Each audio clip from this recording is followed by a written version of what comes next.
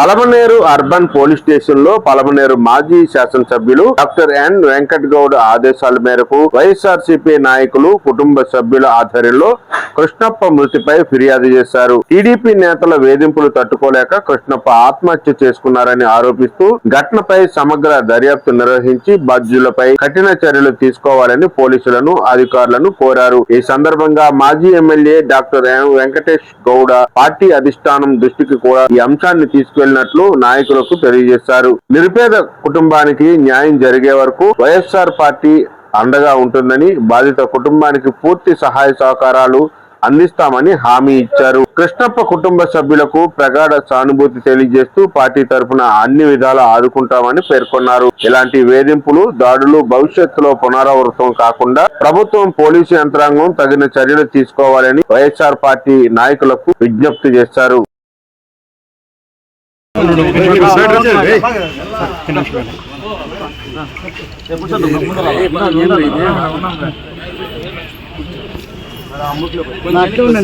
కొంచెం వెనక్కి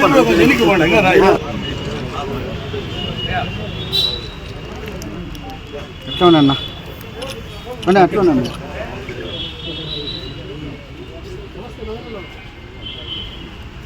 అట్లా మేడం, ఎస్సీ సామాజిక వర్గానికి చెందిన కృష్ణప్పని ఒక మా వైఎస్ఆర్ కుటుంబ సభ్యుడు. అతనికి మీరు న్యాయం చేయాలని మా వైఎస్ఆర్ కుటుంబ సభ్యులందరూ మీకు ఒక అర్జీ ఇవ్వడం జరుగుతుంది.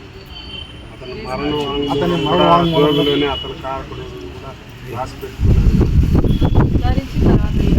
అతని వల్లనే చనిపోయాడు. అందులోనే ఎస్సీ కాబట్టి ఇతను ఎక్కువ వేదన గురి చేయడం వల్లనే అతను రైలు తీసుకోవడం బాగా అందరూ వాళ్ళు ఖచ్చితంగా న్యాయం కేసు కట్టాము, ఇన్వెస్టిగేషన్ చేస్తాము. నిన్న ఇచ్చారు కదా,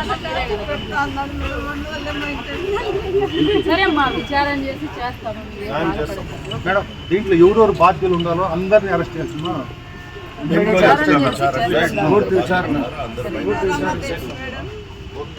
సరే అమ్మా, విచారణ చేసి చేస్తాము. మేడం, మొబైల్లో కూడా రికార్డింగ్ ఉందంట. అదే అన్ని ఎవిడెన్స్ తీసుకుంటాం. విచారణ అంటే అన్ని ఏమొస్తాయి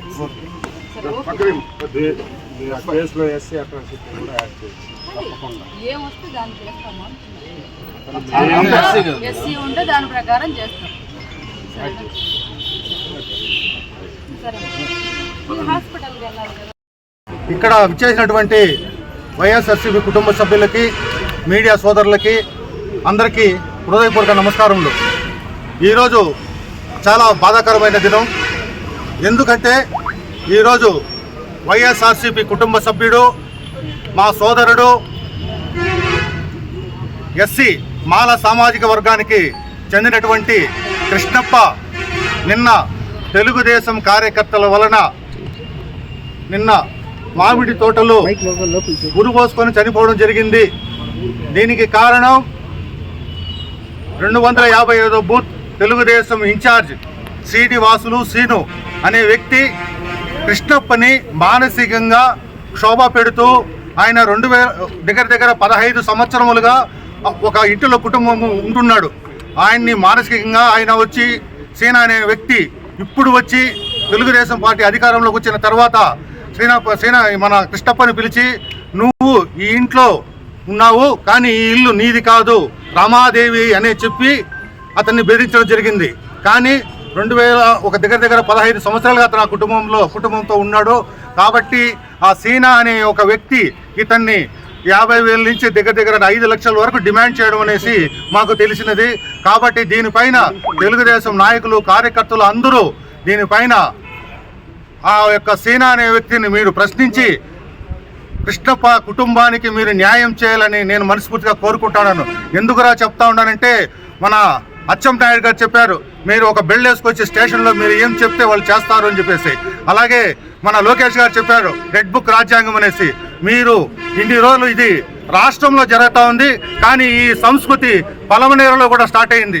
ఎందుకంటే దానికి ఒక ఉదాహరణ నేను కూడా ఒక బాధ్యుడినే. చెప్పచ్చో చెప్పకూడదు, కానీ ఈ సందర్భంగా నాది కూడా చెప్తున్నాను. ఒక కమిషనర్ వచ్చి 10 రోజులు కూడా కాలేదు. ఆయన వచ్చి 10 రోజులు కూడా కాలేదు. 10 రోజుల్లోనే ఆయనకి కొత్తపేట ఎక్కడుంది, పాతపేట ఎక్కడుంది, అంబేద్కర్ నగర్ ఎక్కడెక్కడుంది, వినాయక నగర్ ఎక్కడుంది కూడా తెలీదు. కానీ బసవన్న కట్టు వీధిలో నేను ఏదో ఒక మూల 2009లో నేను ఆర్మీ నుంచి రిటైర్డ్ అయినాక డబ్బు ఇచ్చి కొనుక్కున్నాను ఒక ప్రాపర్టీ. దాన్ని 2017లో నేను కన్స్ట్రక్షన్ చేశాను. ఆ రోజు రెసిడెన్షియల్ అని చెప్పి నేను చేసుకున్నాను. కానీ నాకు ఆర్థికంగా ప్రాబ్లం ఉంది, దానివల్ల నేను ఒక మోల్డింగ్ వేసి పెట్టుకున్నాను టెంపరవరీ. దాంట్లో ఏదో నేనే దాన్ని ఊరికి బాడుకి ఇవ్వలేదు, కానీ నేను అందులోనే ఉన్నా. కానీ మీకు అందరికీ తెలియదు, నాకు ఎక్స్ ఆర్మీ రెసిడెన్షియల్ అంటే నేను ట్యాక్స్ కట్టకూడదు. అందరికీ తెలుసు, గవర్నమెంట్ చట్టం ఉండాలి, మాకు ఇది కల్పించారు. కానీ నేను 6 నెలలకు 22,000 రూపాయల ట్యాక్స్ కడుతున్నాను. దానికి సంవత్సరానికి దగ్గర 44,000 45,000 కడుతున్నాను. నెలకు 3,000 రూపాయల కరెంటు బిల్లు కడుతున్నాను. ఇంత చేసి కూడా వాళ్ళు నాకు నోటీస్ ఇచ్చారు. ఎవరు? కమిషనర్ గారు వచ్చి 10 రోజులే కాలేదు. ఇది దగ్గర 3 నెలలుగా జరుగుతూ ఉంది. పాత కమిషనర్ని నాకు నోటీస్ ఇమ్మని చెప్పారు. ఆయన ఏం చెప్పాడంటే, అన్న నాకు భార్య పిల్లలు ఉన్నారు, నేను ఇటువంటి తప్పుడు కార్యక్రమాలు నేను చెయ్యను అని చెప్పేదానికి ఆయన్ని పిలిపించుకొని నువ్వు లీవ్ పెట్టి వెళ్ళిపో అని చెప్పారు. ఆయన వెళ్ళిన వెంటనే ఈయన వచ్చాడు. ఎవరో మన లోకేష్ వర్మ గారు. ఆయన వచ్చిన 10 రోజులు కూడా కాలేదు. హేమంత్ కుమార్ రెడ్డి ఎవరని కూడా ఆయనకు తెలియదు. అయినా కూడా ఇమ్మీడియట్లీ నాకు నోటీస్ పంపించారు. కానీ ఆయనకి నిన్న రిప్లై కూడా ఇచ్చేసాను. నేను నిన్న రీచ్ పోస్ట్ కూడా చేశాను, రిప్లై ఇచ్చాను. కాబట్టి మీరందరూ ఆలోచించండి. పలమనేరులో తెలుగుదేశం అరాచకాలు ఎక్కువైపోయినాయి. మీరు దీనిపైన దృష్టి పెట్టాలా. ఎమ్మెల్యే గారు ఎందుకు ఇలా చేస్తున్నారో నాకు అర్థం కావడం లేదు. ఇంకొక విషయం, ఫైనల్గా ఇంకొక విషయం చెప్తున్నాను. ఏం చెప్తున్నారంటే, ఒక సినిమా డైలాగ్ ఉంది రవితేజ విక్రమార్కుల్లో, నా బిల్డింగ్ కొట్టాలని మీరు కానీ మనసు పెట్టుకొని తెలుగుదేశం నాయకులు కానీ ఒకవేళ కమిషనర్ కానీ కొట్టాలని అనుకుంటే నాకు ఒక రోజు ముందు మీరు అవకాశం ఇవ్వండి. నేను నా బిల్డింగ్ మీదనే కూర్చుంటా, నా పక్కనే బిల్డింగ్ ముందట చేరేసుకొని కూర్చుంటా. మీరు కొట్టేటప్పుడు నా ముఖంలో చిరునవ్వు ఉండాలా, నా మీసం మీద నా చెయ్యి ఉండాలని చెప్తున్నాను.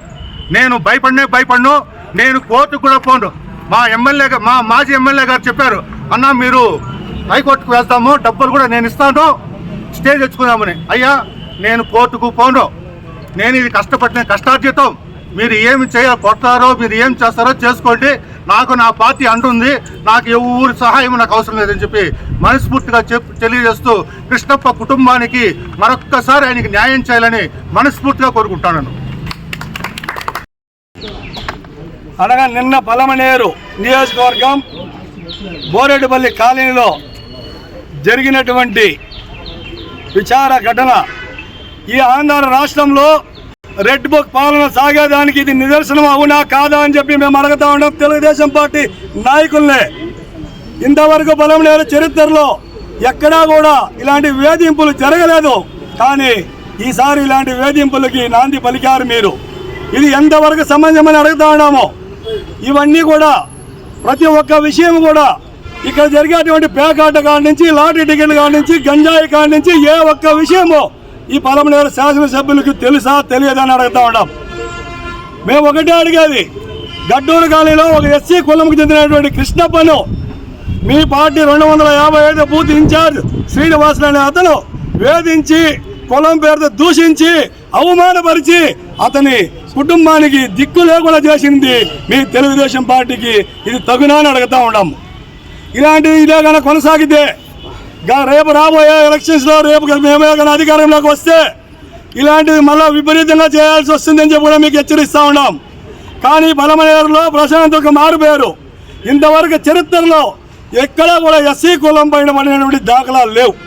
ఒక ఎస్సీ కుటుంబానికి చెందిన వ్యక్తి, ఒక పెయింటరు పొగలంతా కష్టపడి ఒక కూలి చేసుకొని వస్తే తప్ప అతని కుటుంబాన్ని సాకలైనటువంటి పరిస్థితిలో దీని వెనకాల శ్రీనివాసులు ఒక్కడే కాదు, దీని వెనకాల అధికార పార్టీ నాయకులు ఎవరెవరు ఉన్నారో వాళ్ళందరి మీద కూడా తగిన చర్యలు తీసుకోవాలా, ఎంక్వైరీ పారదర్శకంగా జరిపించాలా.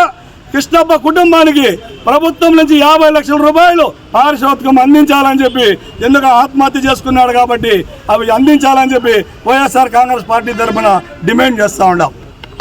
అదే కాకుండా అక్కడ కృష్ణప్ప ఎస్సీ కులాన్ని వేధిస్తారు.